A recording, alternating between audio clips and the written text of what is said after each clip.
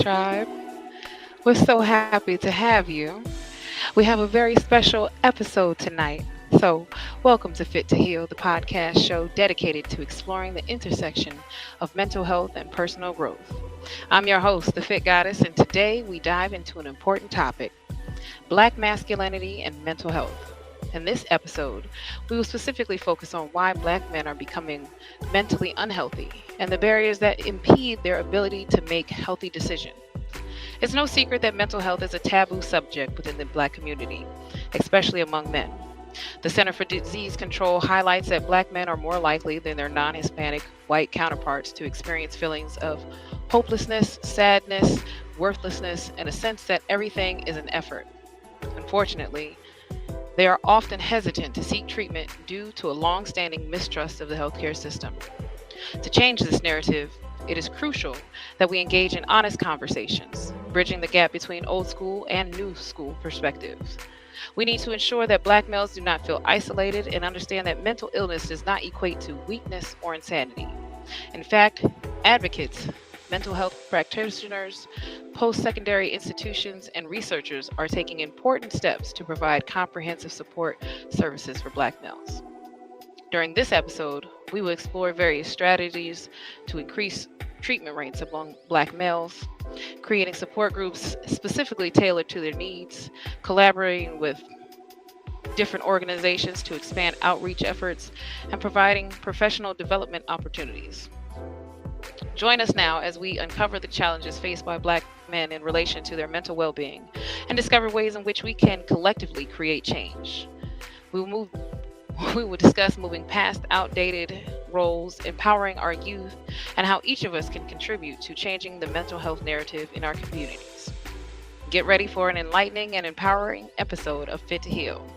Let's together break the silence surrounding Black masculinity and pave the way for a healthier, more supportive future. So now, coming to the stage are some of my favorite brothers. I told you the gods are coming, and here they are. Peace. Peace, peace, peace. Peace.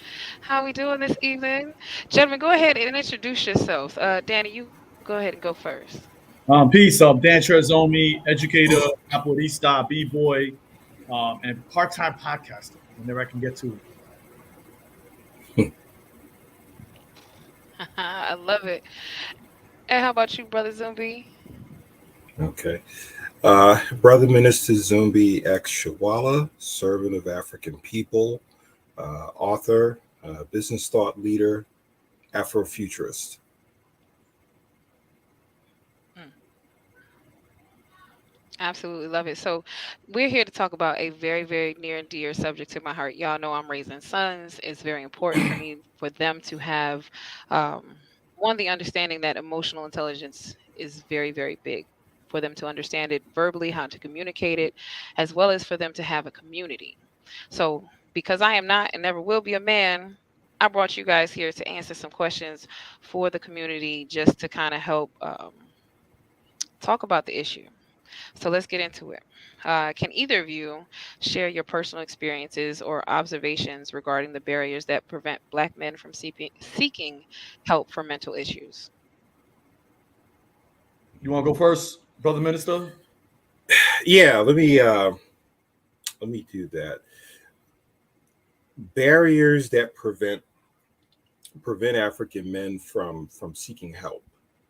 Um, let's deal with the 800-pound gorilla in the room, which is racism, white imperialism, and how that manifests itself in various agencies, various mindsets, particularly the mindset of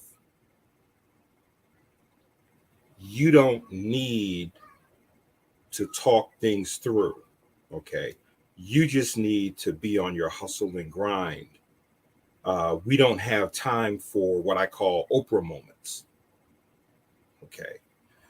And I think, I guess you could say that there's external and internal barriers. The internal barriers basically of not feeling not wanting to admit that you may be insufficient through no fault of your own, that you may be inadequate through no fault of your own, and always being measured by a standard from which you have been denied to achieve. So if nature built you to be this thing we call a man, but yet there are external forces that have prevented you, what I would call arrested development. Okay. But yet it demonizes you, vilifies you, and criminalizes you for not reaching it. Okay. That's where a lot of your quote unquote mental illness begins. And I always like to put things within context and not look at situations in a vacuum. Okay. So if we want to talk about mental health, mental illness for African men, what does that look like for African men having to navigate in an anti-African society, which is designed to prevent them from reaching their full potential as men?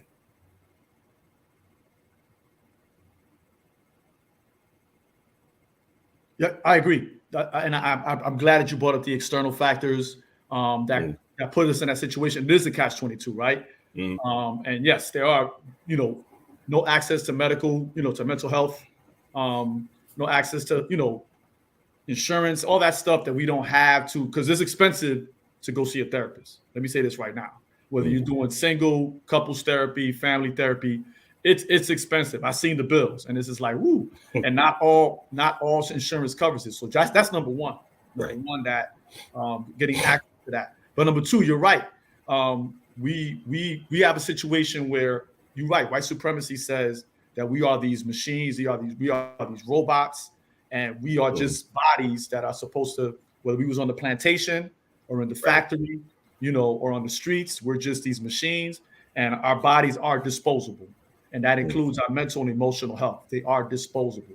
So yes, I agree 100%. There's that external factors that's preventing us from doing that. That being said, we have to. Our people have always been resilient. African people have always been resilient. Whether we're talking about our history, our science, martial arts, whatever, we've always had to learn how to preserve all that information, all that knowledge, all that wisdom, pass it down to one another, right? Because I learned African history from our elders. They passed it on to me. I didn't learn it in the schools. I'm degreed, but I didn't learn it in the schools. I learned it on the street corners from the brothers and the sisters. They passed it down to me. So just like that, when it comes to mental health, we have to figure out ways where we can begin healing ourselves through community, because that's the only way we're going to make it out of here is through community. So that's, we have the external, then we have the internal, where we have this idea of masculinity being that we have to be these emotionless robots, because that's what we were told to do. Right. We were told that we had to be emotionless robots. So we perpetuate that every day in our community, in our schools, in our churches, on the street corners. We perpetuate this idea of, to be a man, you have to be this emotionless robot that's headed towards self-destruction. Pretty much just like the Terminator, right? When you look at about Arnold Schwarzenegger, the movie Arnold Schwarzenegger, the Terminators, they were these robots that were mass-produced to kill one another, right? And that's pretty much the cycle that we continue to perpetuate, and the cycle that we have to figure out how to stop.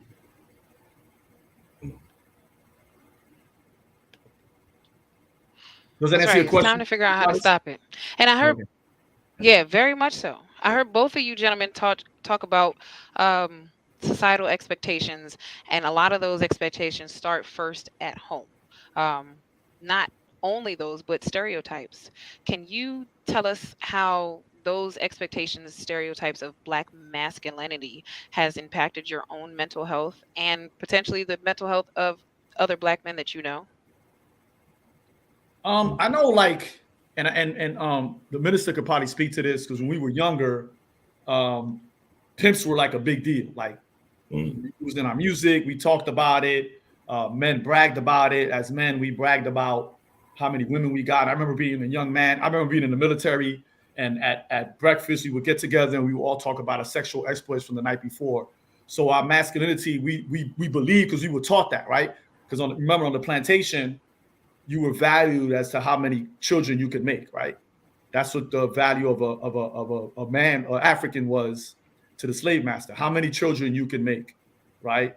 With as many women as you can. And that's something that we kind of like continued on after slavery.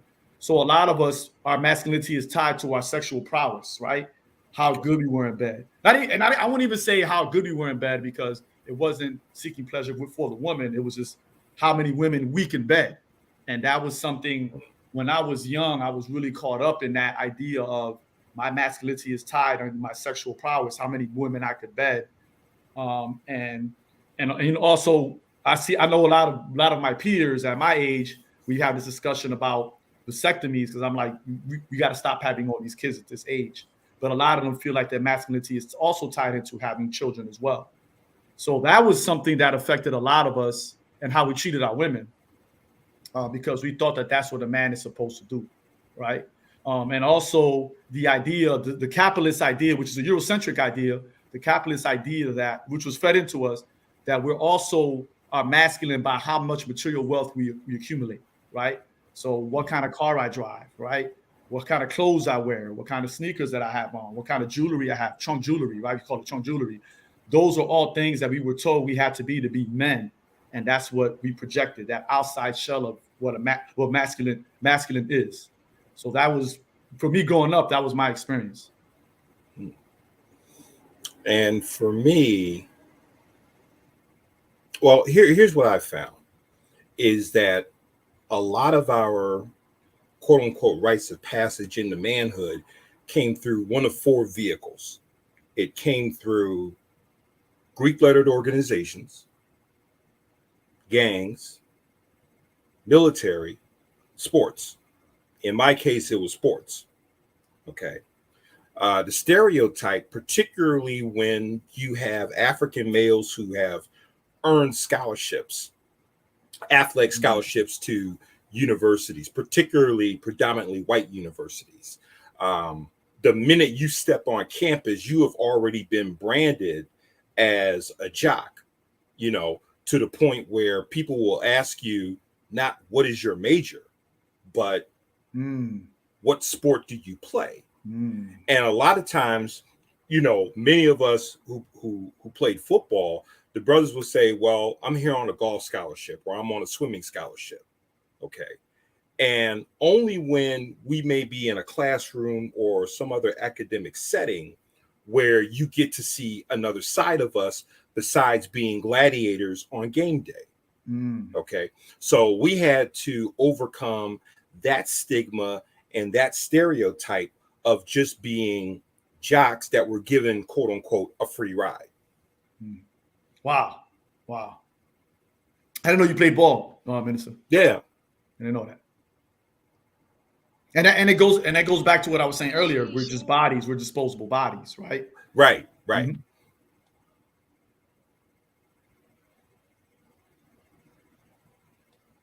That's powerful, brother. And the academics, it's crazy that across the board, often as a woman, I feel like that aspect of me is very undervalued. It's interesting to hear you say the same for our brothers, especially in collegiate arenas, like where the focus should be academia versus the sports. That's man. So, in your opinion, gentlemen, what are some outdated roles and expectations that Black men are still expected to adhere to, and how do these roles contribute to the mental health challenges? I would say this, and I think Dan, being a contemporary, will concur with this. I think we have to get off, or we have to shed the John Henry role. Okay, because traditionally, particularly if you go back into, say, the late 19th century on down to the present, many of us have taken on that John Henry role where physically we can outdo anything and everything. And for those who may be unfamiliar with the story of John Henry, his physical prowess of being able to use his hammer to, you know, lay down railroad spikes. And so he was challenged to work against this train. Okay. Or it was like a drill. Yeah. All right. Long story short, he barely won, but he killed himself in the process. Yeah. Okay. Going back to that whole disposable body thing, where we feel part of our manhood is in our physical prowess, you know, tied into sports. Mm-hmm. I'm glad you brought that up because Yeah. Disney just got in trouble for redoing that story in a cartoon on Disney Plus, and they caught a lot of flack for that. Oh, yeah. Wow. So a lot of people will be familiar with that story. Okay. So I think for African men, if we can shed that John Henry mentality of thinking that our physical prowess, we can overcome anything and everything, including technology. Okay. Which now is beginning to render our physical labor obsolete. Mm-hmm. You know, in many ways, there's an economic term we use, creative destruction. Because now technology, which renders our physical bodies obsolete, because if a machine can give us the same productivity as a human at a fraction of the cost and a lot less headaches that humans bring with them to the table, okay, now what do we do? All right, so I say get rid of that John Henry role, that John Henry mentality. And I agree. And there's this and I talk to a lot of brothers about this all the time. I mentor men that are, you know, maybe 10 years younger than me. And we have this discussion about how there's this pressure for the accumulation of that material wealth, right? There's this, you know, I have to get more debt. I have to do more of this. I have to make more money. I have to do more of this. And that's a big pressure that we also need to get rid of. This idea that we have to accumulate all this wealth and have all these things to make our families happy or make them comfortable, right? You know, food, clothing, and shelter, everybody needs that, right? So, and I'm not saying that a man shouldn't provide. You know, we should. If we're going to raise a family, we should provide. But there's this pressure to be, you know, bigger house, you know, bigger cars, you know, all of that. And that all ties into the John Henry idea because I just work another job.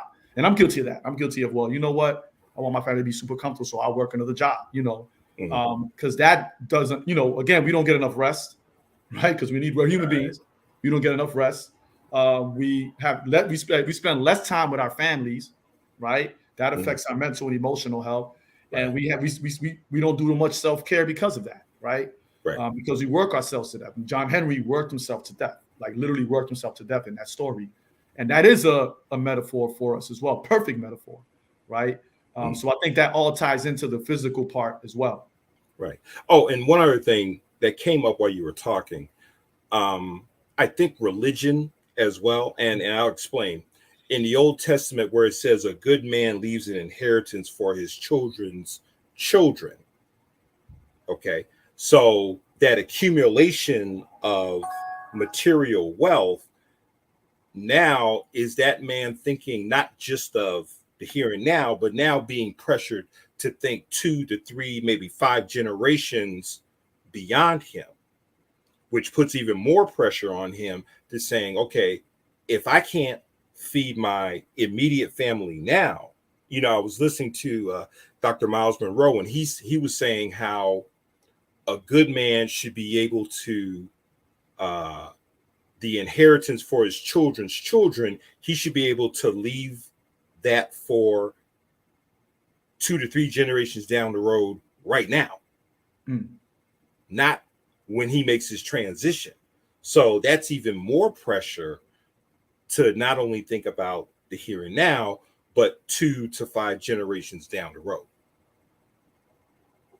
In the presence of superinflation and stagnating wages, you know, job discrimination, you know, high incarceration rates for African males, like we can go on and on. All of the external stuff on top of that, you know.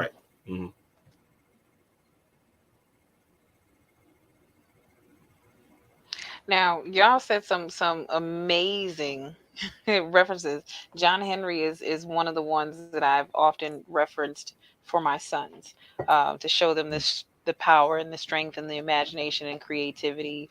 And plus, he's got a cute little girl that he likes in the little cartoon, so it's phenomenal. You know, you get Mm, to show them. Like I said, I can't represent the thing that I'm not, so I always have to create this kind of community. mm, And you're right. I do see a lot of black men that struggle with finances, not acquiring them or maintaining them, just that pressure, that anxiety. I actually mm, know a gentleman that um, ended up getting hypertension because he was so stressed mentally, just piling this on himself, the bills, taking care of the wife, taking care of the family, not being emotional, not feeling pain, to where that when he went into the doctor's office, they immediately put him on blood medication drugs because they thought he was going to stroke out looking at his heart rate, but he had just been living like this for months and would have never known. So, my question is, what steps can be taken to challenge and break down some of these outdated roles and expectations in order to promote healthier expressions of Black masculinity? mm, I think brother minister said it first. I think we have to let go of some of these, the John Henry. mm, We gotta let go of wanting to accumulate all this wealth, all these material things. Excuse me, not wealth, because you should accumulate wealth, but not material. The thing is that we think wealth is material things. So we got to get out of this idea of accumulating all these material things, and the pressure what we used to say back in the day, to keep up with the Joneses, right? You mm, gotta like mm, let go of those things. But I think the one thing I learned at a very young age was I used to get these really bad migraines, and the doctors couldn't understand why I was getting these migraines. And I remember one year, for a New Year's resolution, I decided to get more sleep, and literally overnight, I stopped getting those migraines. So I learned mm, very early that the first thing I need to do is make sure I get enough rest. Like mm. not on Sundays when I'm not working when we sleep in. I mean, every day I'm getting enough rest. Right. That I think that's the first thing we need to do is getting enough rest. And I think the example you gave for God is with the brother, he just wasn't getting enough rest. Like that's probably the number one thing we should start doing, focusing on rest. There's a sister that does the NAT ministry. She talks about how, Mm, it goes back to slavery, how we weren't allowed, we was working from sun up to sundown. Then we had right. to worry about our families, got very little sleep. So that's something that comes from that enslavement, right? Not getting enough rest. Matter of fact, what was it? Nas said, sleep is the cousin of death. Like, what are you talking about? Mm, You need to get rest. So I think the first thing I'm going to say is get rest, however that right. looks like to you. Mm. And to add on to that, it's interesting because Dick Gregory always said that the number one cause of death in America is sleep deprivation. Yes. Okay. And to add on to that, not only getting proper rest, but also what are we ingesting? Mm. Yep. Okay. Do we have, I remember the founder of Move, John Africa, he said, if you want to find the best food, go shop where the white people shop. Now, I thought that was funny when I first heard it, but what he was saying is that do we have access to quality food and water? Okay. How much water, pure water, are we ingesting on a daily basis that, flushes out our system? All right. How much exercise? And when I mean exercise, not just walking. As we get older, one of the things I'm learning is that we need to be engaged more in strength training for a number of reasons. One reason in particular, when you talk about your testosterone level, okay, testosterone affects three main things. It affects your lean muscle mass, it affects your libido, and it affects your mood. Okay. So they always talk about as you get older, it gradually declines. So what are we doing to make sure that we keep our testosterone levels at a high rate? Okay. And strength training is one of those ways that we can do that. So uh, proper rest, what we ingest in terms of food and water, and rigorous strength training. So I think, we start there. And when we also talk about health, do we take the time to just unplug and just be? I think a lot of times we're addicted to noise, we're addicted to being on the go, but we never take the time to just stop and be, just to recharge. Because a lot of times, how many times are we running on E, but we're still trying to go? Mm-hmm.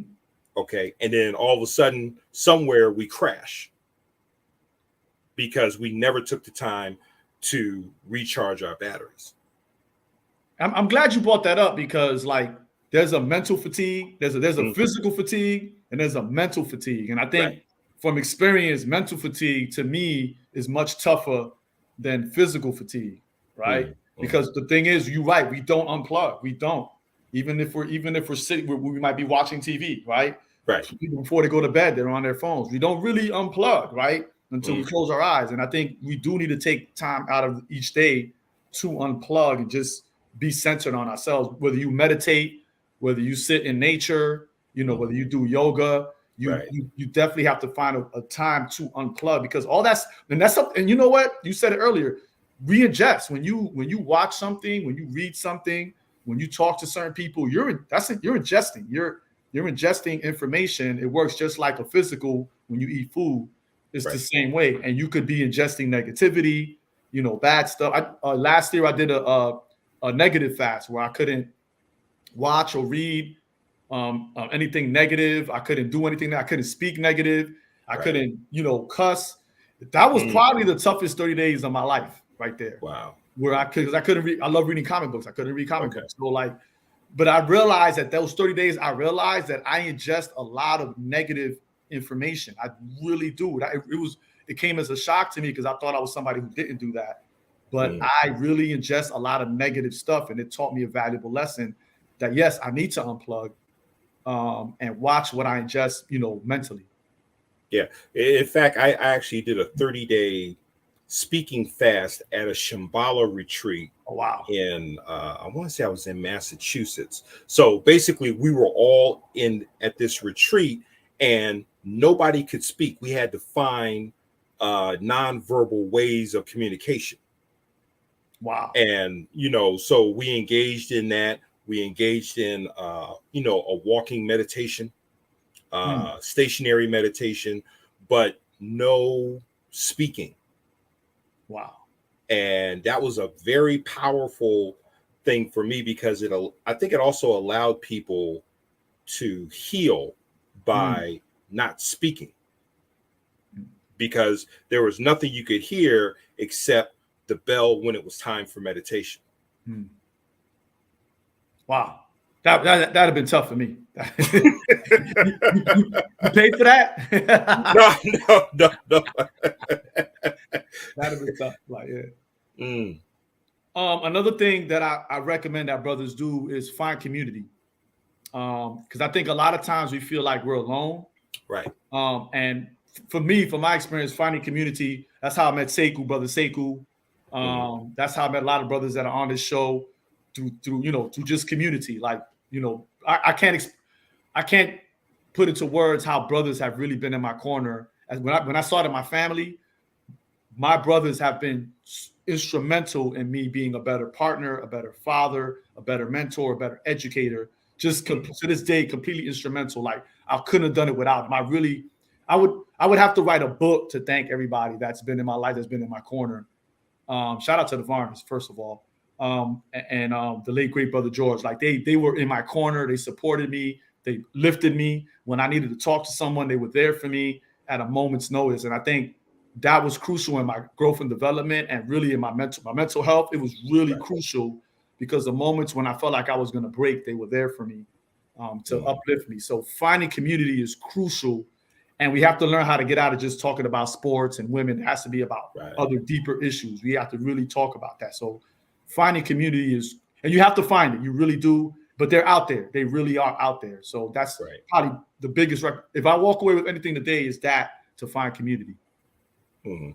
And you may find different quote unquote tribes and clans for different aspects of your life. True indeed. So like where I'm at here, there's a group called Community Fathers, Cool. and it was created by an elder, Walter Simpkins, who is now an emeritus.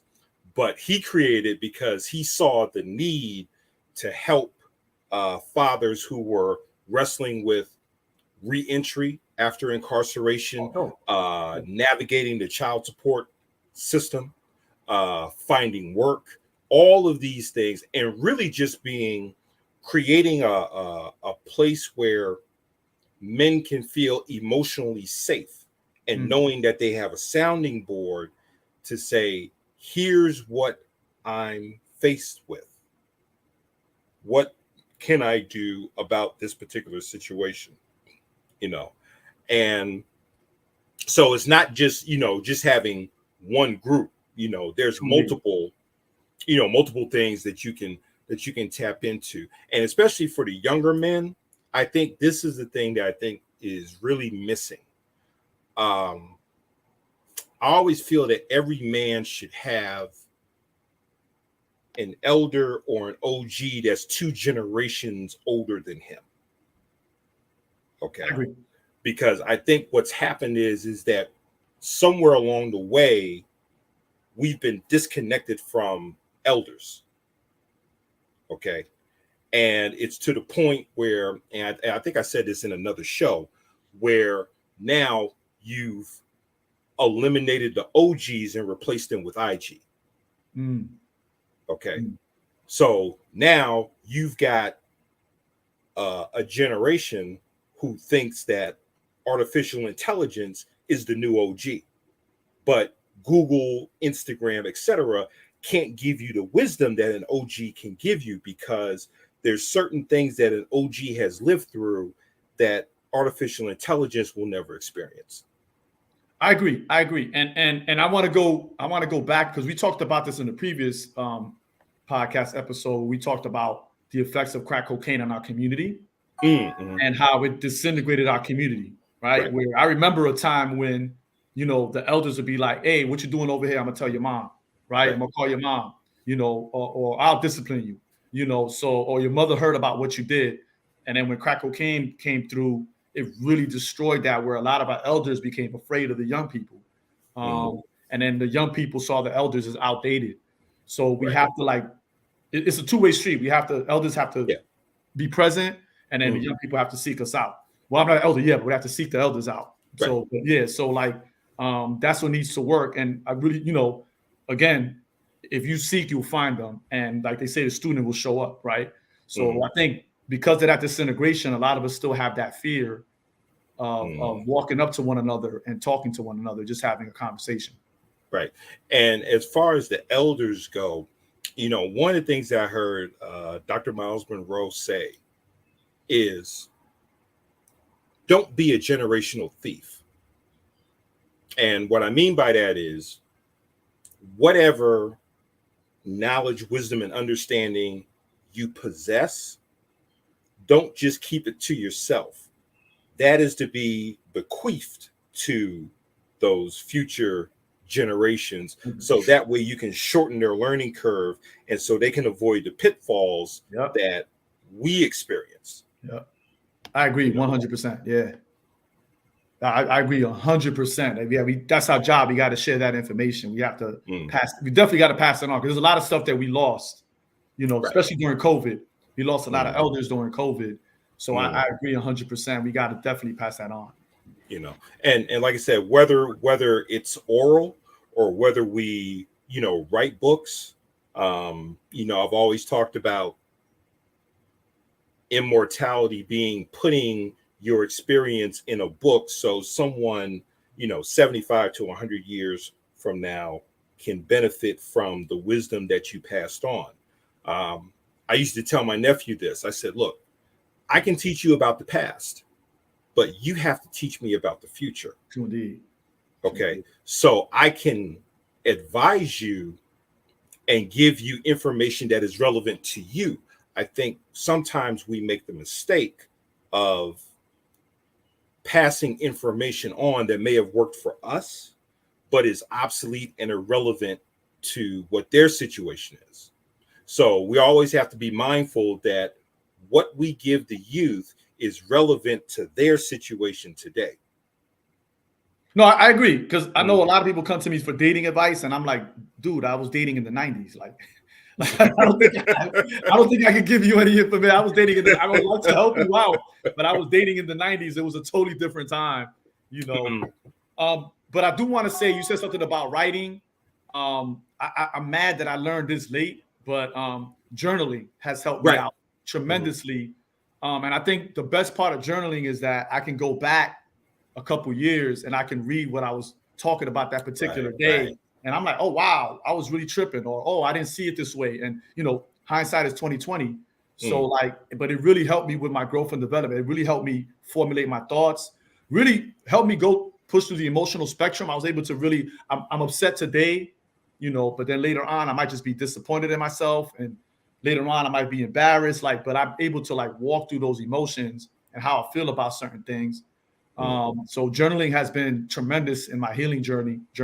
I have several journals now, and I recommend to all the dads out there, all you young dads and young uncles too, right? You should write a journal to your child or niece and nephew, because what's going to happen is 20 years, 25 years from now, they're going to have questions, and you're just going to not know. You're just going to forget these things, but you have it written down, and they'll be able to access that information.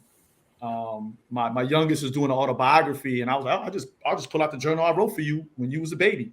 Right. And I gave it to him, and it's been tremendous help for him. So writing, you know, doing a journal on yourself.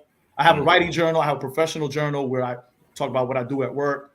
Right. And then I have one. I'm doing another one for my youngest son now. He's about to graduate, so I'm doing one for him to give to him when he graduates. So, but that's just journaling has just been tremendous help.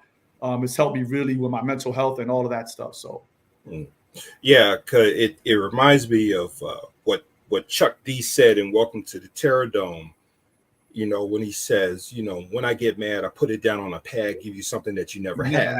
Yeah. Yep. So, you know, so journaling is really a constructive outlet for whatever rage or whatever emotion you have, now that you articulate it through writing or even through sketching. Yes. Okay, which has become another form. I think it's still called art therapy. Okay, where now you can express yourselves, whether it's through the written word or whether it's through some art medium. Okay, so I think it helps us and behooves us to find constructive outlets to express whatever it is that we're feeling or whatever it is inside us that we feel the need to get out. And then that ties into what we talked about before in another podcast, avoiding self-medication, because journaling has helped me avoid self-medication, because a lot of us self-medicate. A lot of us ingest drugs and alcohol, you know, to forget the things that we're going through. And I think journaling kind of like circumvents that. So, but we have to avoid self-medication as well, like, because that's for men our age especially, it's been a big problem. Yeah, it's like that old Mobb Deep song, "Drink Away the Pain." So it's like, okay, do we want you to write about drinking away the pain, or do we want to see you with some Hennessy really trying to drink it away? Okay, so that's why I said, you know, finding things that are constructive and productive to get whatever whatever that rage or whatever that intense emotion is out of you, because it could lead you into discovering another aspect of who you are as a man. Facts. You know. Facts. Or rediscovering something you did when you were young that you stopped. Ooh, right. That's so dope, gentlemen. I love what y'all said, because as a grown woman, that's where I'm at now. As my children are spending more time with their father and learning more about that side of their family, that is one thing that I look to my children, right? Because they give me back pieces of myself. So I look at my sons and see how they're phenomenal little artists. And sure, they get some of that from their dad, but that means they also get some of that from me. So that means I have to tap into that to continue to express myself and grow deeper into who I really and truly am. So again, I always love making the contingencies between how men and women are so similar, even though the output is different. You know, you as a man may take journaling and learn something totally different. I've done the same thing that you're talking about with my sons when they were in utero. I created email addresses for the two of them. Now they're both talking to me from those email accounts. It's kind of trippy. Um, but have either of you encountered like some specific stigmas or prejudices within the healthcare system when seeking mental health support or just in general healthcare support? And then what can be done to address and overcome these barriers? I will say that in looking for when if you have the money to get a therapist, you have to shop around. And I think what happens oftentimes is that even though it's all documented and there's studies that prove it, and everybody from politicians to lay leaders to mental health therapists have talked about it, you have the therapist has taken into account that you are Black and that there is an oppressive system that is on your neck. And if they don't take that into account, I believe they're doing you a disservice. So I think that when you shop around, you should ask them that, what do you think about white supremacy? Do you think it exists? Do you think it affects me and my community? And if they say no, then you might want to go to someone else. Because the wild thing is that it's documented. There's studies that, that say that, yes, white supremacy, slavery, Jim Crow, redlining, all these things have affected us, not just physically, but mentally and emotionally as well. Right. And if that therapist doesn't take that into consideration, you need to take your business elsewhere. So, yeah, and I guess I would put it this way: it's like you can choose a Dr. Alvin Passant, or you can choose a Dr. Bobby Wright, or a Dr. Naeem Akbar, or Dr. Patricia Newton. Okay, because these are all Black psychologists, but one is considered mainstream while the others are considered quote unquote radical. Okay. The ones who are considered radical take into consideration what you're dealing with, understand that you are trying to navigate through a racist society. I think it was Dr. Bobby Wright who basically said that psychology, as we know it, its primary objective is to get you adaptive to an insane society. It was Bobby White, yeah. Psychopathic, okay. Psychopathic, yeah, he did that, yeah. Okay, so it's like, in essence, there's really nothing wrong with us, but something has happened to us.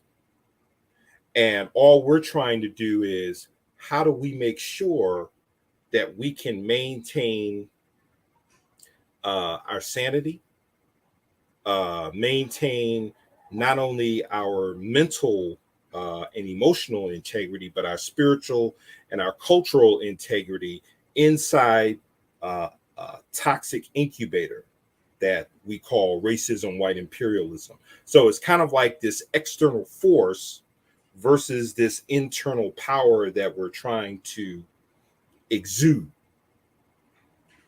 If that makes sense. It does. No, it does. It does. Okay. Because, and it goes back to what I was saying. If your therapist is not adding the white supremacist component to it, then that outside, you might as well not go to the therapist, right? Yeah. Because I think the outside component and that internal, right? So yeah, right. Our response is internal.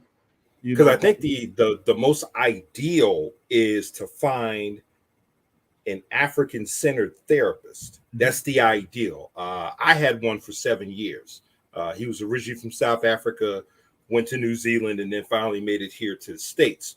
And that experience really, it was mutually beneficial, because coming from different parts of the African world community, it was like we were able to exchange notes. about our experiences as African men in different parts of the world. Mm. And it was kind of like he would ask my insight about things going on in America. I would ask him about, what was South Africa before apartheid, post apartheid, and some things that you find are very, very similar.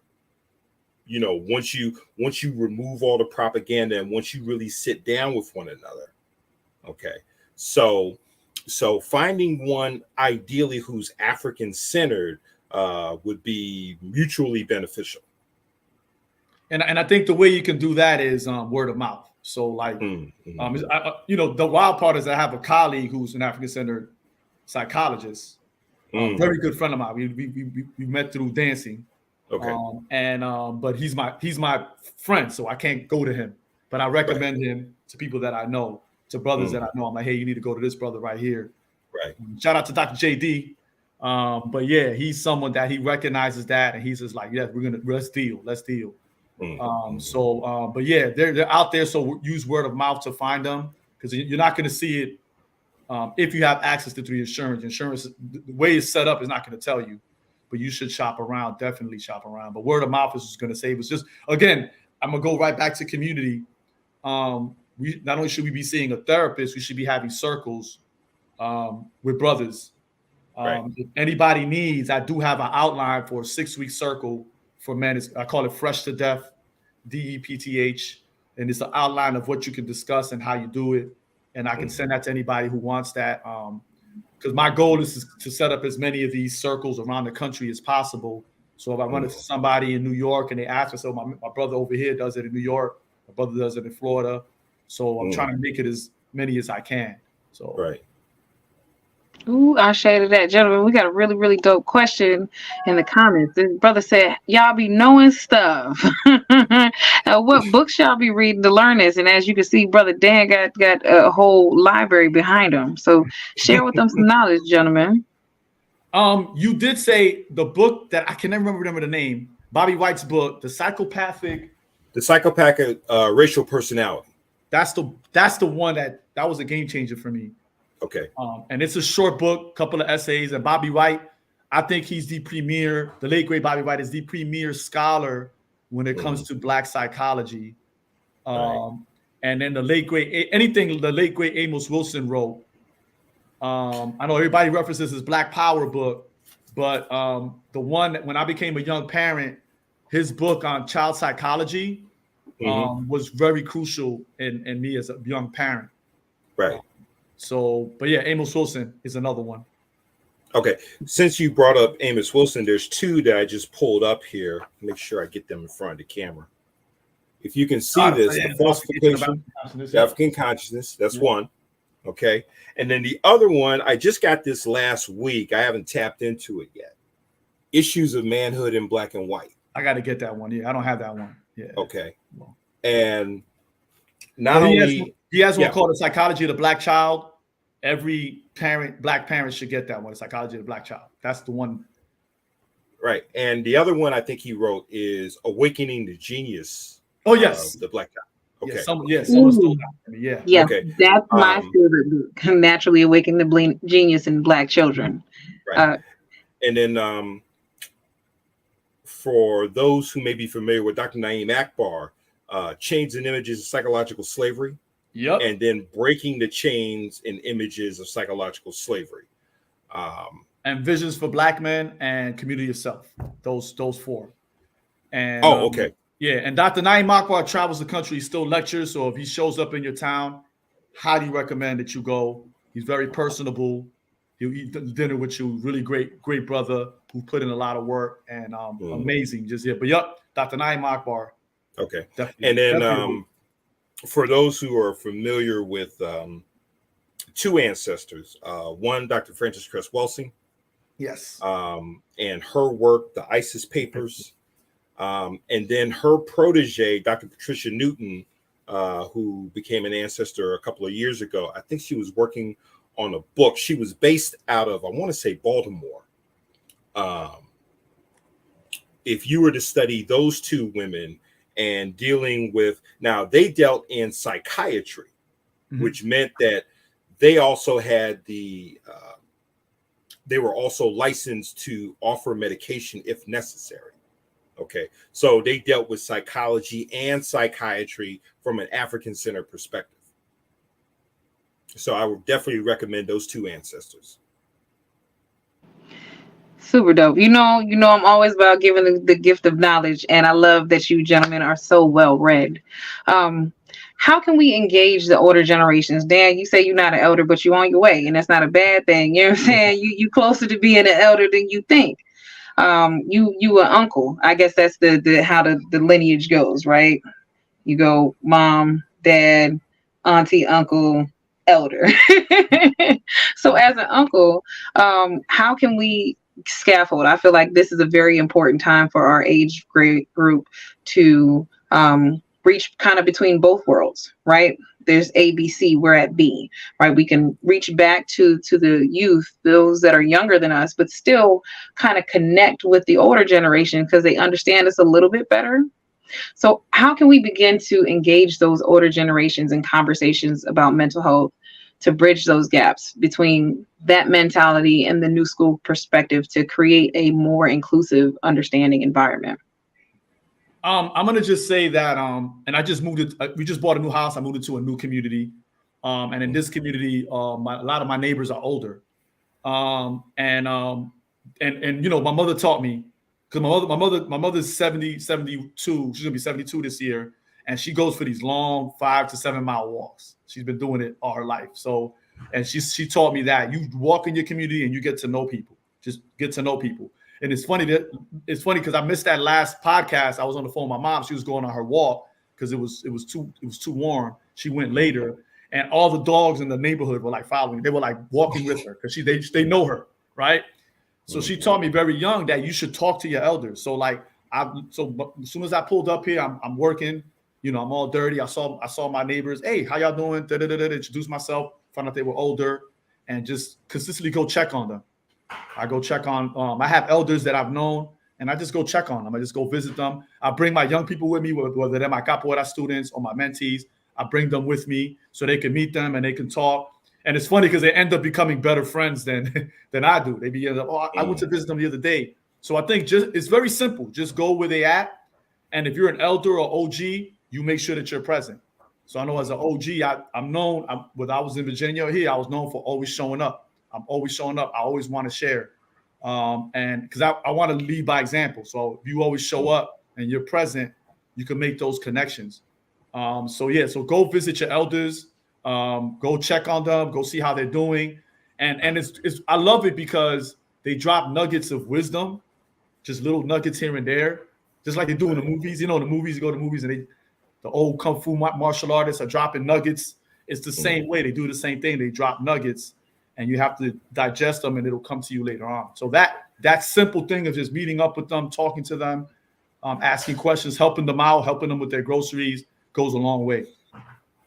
And I think a lot of times how you conduct yourself, you can attract elders to you. Okay. I've known that that's been the case with me, where an elder will just show up out of nowhere, where I'm just going about, doing my thing, and whatever it is that I'm doing, it sparks something in that elder to want to come talk to me. Okay. So sometimes how you carry yourself, you don't even have to go looking for elders. They'll come to you because there's something that you're doing that they're impressed with, and they want to share something with you.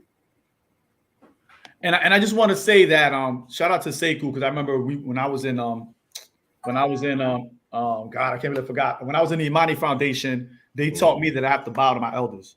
So that's a habit that I always have. I always tap my hand and I bow to my elders, no matter where they are. And they always point that out. They'd be like, "You're always bowing. You're always bowing." And I'm like, "You always bow before you hug me." I was like, "Yeah, that's the African tradition. I'm supposed to bow to you because you guys have been through a lot, and I have to honor you for that. Especially if you lived in the United States, you've been through way more than we had. So I have to honor and respect you. So I bow to you. And you're right. They noticed that how I carry myself. You're right." And that is true indeed across the board. As somebody said it earlier, when the student is ready, the teacher will appear. Mhm. So if you are acting as if you are ready to be taught by an elder, you're right. It's very, they'll just show up. It'll be a happenstance, but nothing happens by chance. Um, are there any specific cultural or spiritual practices within the Black community that can be utilized to promote mental well-being and resilience among Black men? One thing I do with my students, unfortunately, a lot of my students experience gun violence. They lose a lot of family members and close comrades to gun violence. So I teach a lot of them how to pour libations. And a lot of times, like, I'll have them come to me and they'll say, "Hey, Mr. RG, I talk to you for that." I'm like, "Yeah, what's up? So and so passed. Can we go pour libations?" And I'm like, "Oh wow!" And we'll go outside and get to this tree and we'll pour libations. And sometimes they'll just see me doing it when I remember somebody, an ancestor that I just forgot, and I remember them, and I'll go pour libations. So that's a practice that I want to teach them, those traditions, right, to commemorate those that have been here before. And then I also get on them about, especially the knuckleheads, I get on them about, well, my cousin got murdered and and I want to do this. And I'm like, well, I think you would honor his transition if you stay here, put in work, and uplift your community. Like that's how you honor their memory. So that ritual is the first step in honoring their memory. And then we can figure out what we need to do to make sure that we continue to honor their memory in a positive fashion that positively impacts our community. So that's one ritual that I do all the time. And I think another that comes from the various orishas is building an altar. Having an altar and having your own council of ancestors. So I give you an example.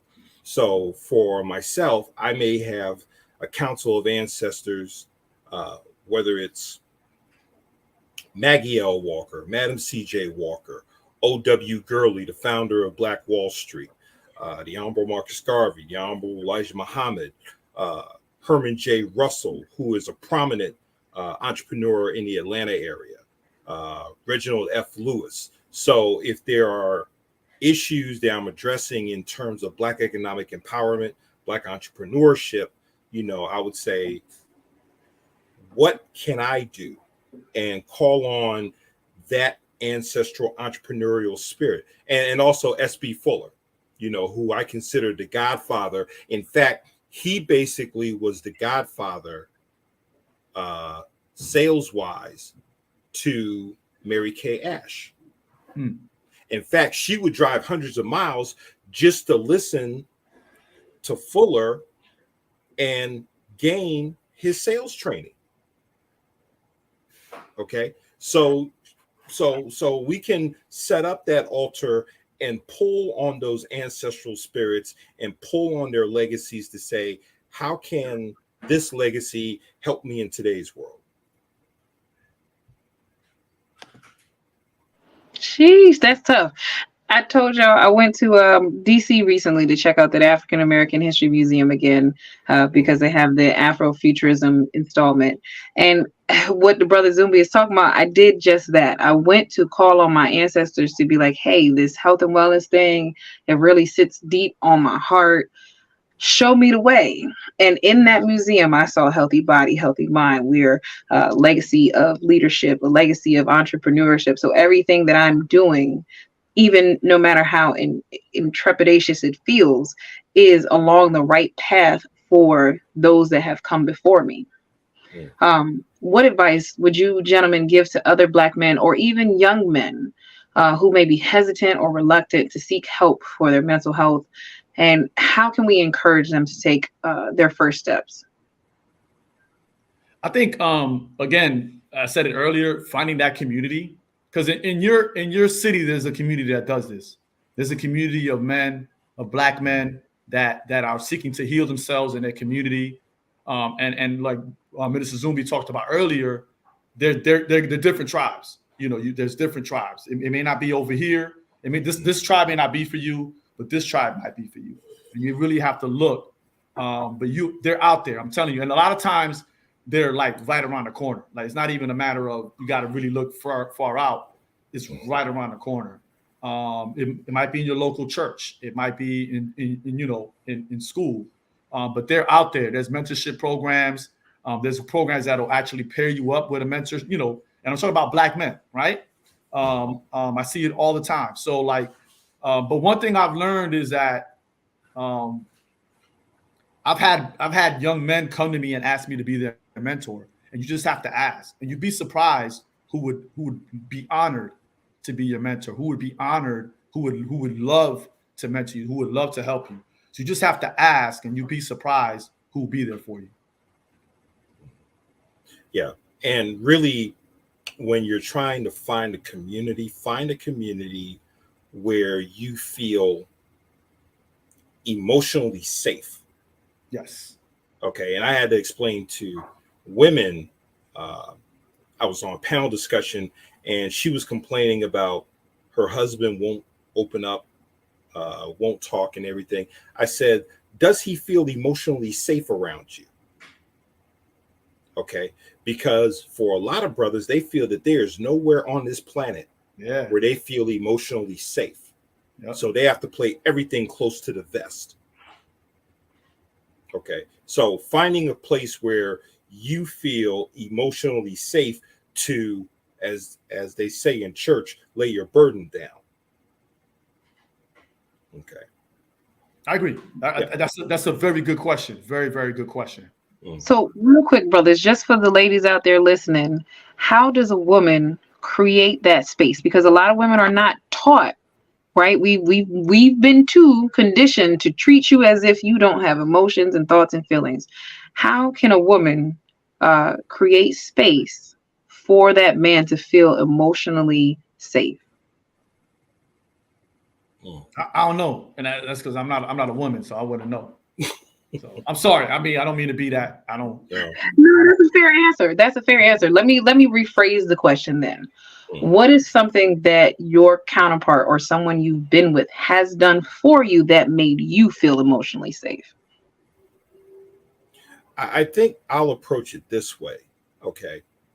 If you look at previous generations of African women, they had an understanding that their men on some level was engaged in some form of combat. Okay, whether in the workplace or wherever. And somewhere she was taught either intuitively or through a socialization process to make the home a sanctuary. And once that man walked into that house, whatever was going on outside stays outside, because he knows now he's in a safe place. Okay, he's in an emotionally safe place, he's in a familiar safe place, he can lay his burden down and he can just be. Okay. And I think that's what you were talking about, that science that has been lost because we've taken on alien cultural value systems that do not serve us holistically. I want to second that. My partner, we've been together over 23 years now. And that's one thing I will say, she's let me be what I wanted to be, and I'm saying that it's humanly possible. I'm not saying I'm not jumping out of airplanes or anything like that, but I'm a capoeirista. She lets me be a capoeirista. I'm a beat. So there have been times when we have played capoeira in my house at 1, 2 in the morning. You know what I'm saying? I'm a b-boy. She lets me b-boy. You know what I mean? Like, she allowed me to go to the murder capital of the world to teach b-boying for the State Department, right? But she lets me be who I am 100%. Like, she lets me be one I am. She's been very supportive. She's been and then when it comes to the community, she's been a upstanding member of the community. She has been everything what I look for in a partner. That's what I wanted, and that's what she is, right? So she's someone that's been she's been a partner. That's one thing. That's why I always call her my partner. She has been a partner to me all this time, and I think when you have that understanding that it's a partnership, it'll work. It'll work. But and then reciprocity, right? She loves me and how she knows how to love me. I love her and how I know how to love her. but I've never felt, even though and a lot of it is internal. A lot of it really isn't. A lot of it really isn't our partners. A lot of it is internal. There was times when I felt inadequate. She never told me I was inadequate. She never told me that I was slipping. You know what I mean? It was something in the back of my mind that said, well, my family doesn't have this, so I have to get another job, you know? And she's like, she never told me I had to do that. She never threw it in my face. So that she's always made me feel I feel like a man around her. And I'm not saying, and I want to be careful when I say that, because I feel like you should always feel that way in any room you step in, or try to. And I don't think, and I know that we shouldn't consistently depend on outside validation, but outside validation is important. But she's never made me feel inadequate, even when I was wrong, right? And she's never made me feel less than. So that, just a second off of what you said, Brother Minister. But that's what I can say. I can say to that. I can speak to that. She's never made me feel some type of way, right? Okay. She lets me know, you're a great dad. You're a great human being. You're a great person. You're an asset to this community. And she supports that in me, and vice versa. I'll do the same to her. So I hope that kind of answers your question. Fit Goddess, like, I can speak to that. Yeah, I think it's very important. I think the term is, and to sum it up, what Dan was saying, do we speak life into our men? Okay. Instead of speaking death, because death is always around the corner whenever we leave our homes. Okay. But when we come home,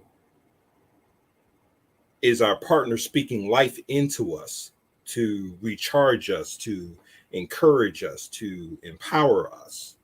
Okay. So I think that's always been the woman's role, is speaking life into her man, because she understands as she speaks life into him, reciprocity, he will bring life to her and the children.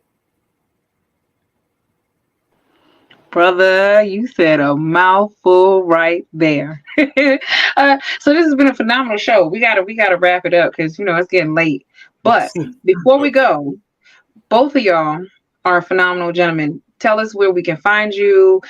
Danny, I'm gonna need that circle thing. You know what I'm saying? Because I'm trying to create a mentorship program. The gods, and I just need to be able to train or assist in training a man to do the thing, and then help him do more of this, because this is very important for me. One, because I'm a mother of sons, and I need to know that this thing is happening in the world, so that they have a safe place to go to and continue to grow into their manhood. But whoever would like to start, tell us where we can find you, what you do, and then we'll close it out. My podcast, where my killer tape at, I'm gonna be posting a new episode next week. I have a guest on the show, so it's on all platforms. And you just look up Dan Terzomi, just Google that, and you can find me. You hit me up. I'm accessible. You can email me. Definitely accessible. You could always ask questions. If you need help with something, let me know, and I can definitely find you a resource. Okay. You can actually find my book, Gospel of Afronomics Theology, on Amazon. You can also find my Facebook group, Gospel of Afronomics Theology, where I'm constantly putting content on that speaks to the economic challenges of the African world community and solutions that can help the African world community become more financially free and economically independent. Absolutely wonderful. I didn't want to show my face, because again, this was about the gods. This was about you guys and how we can be of more help and service to the gentlemen that are, taking care of a lot of things. So to all those out there on YouTube, thank you for joining us on this insightful exploration of Black masculinity and mental health. We hope that this episode has sparked important conversations and raised awareness. Remember, it's essential to challenge the stigma and outdated roles, to support mental well-being of Black men. Remember, please like, comment, and share this video to spread awareness and encourage an open dialogue. Thank you to the two of you for being a part of the Fit to Heal community. Remember, everybody stay strong, stay healthy, and together let's create positive change. And again, don't forget to subscribe to the channel for more empowering content. Until next time, take care and keep the conversation going. Peace. Peace.